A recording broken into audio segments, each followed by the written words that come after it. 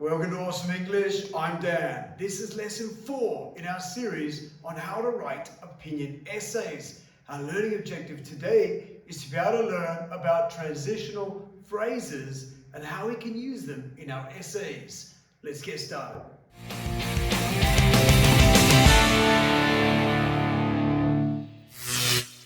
Alright, welcome to our awesome checklist for today's lesson. These are the objectives we want to achieve. So the first one is to be able to know the purpose of transitional phrases. Then, to be able to know some categories that we can organize and put transitional phrases in. Specifically, addition, contrast, emphasis, and opinion transitional phrases. And the final objective is to be able to practice using and memorizing transitional phrases. Let's get started. So why do we use transitional phrases? Well, they are important because they help link our ideas together. They help our writing to flow. They provide cohesion in our writing, which gets you better exam marks. Now we're going to practice them today. Let's get moving.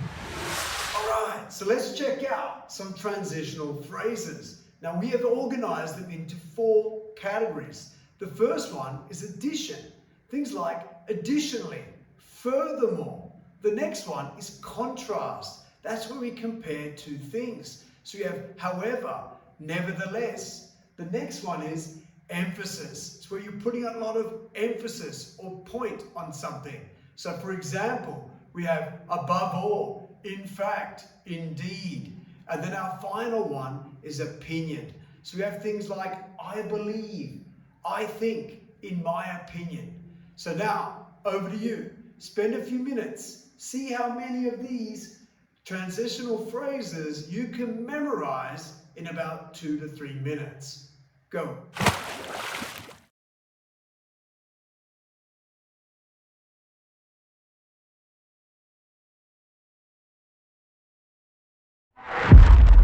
Okay, now it's time for a think, pair, share. So if you're in class, you can talk to the person next to you. If not, just brainstorm yourself. Can you remember the purpose of transitional phrases? Can you remember the 4 categories that we have organized transitional phrases in today?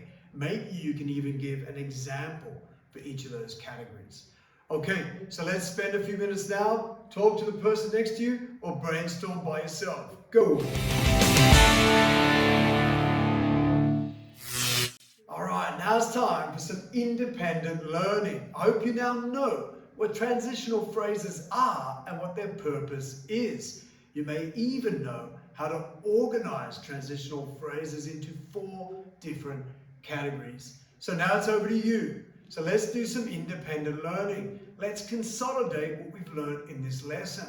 Go and memorize at least 3 of the different transitional phrases for each category. Go and learn their spelling so you can use them in essays.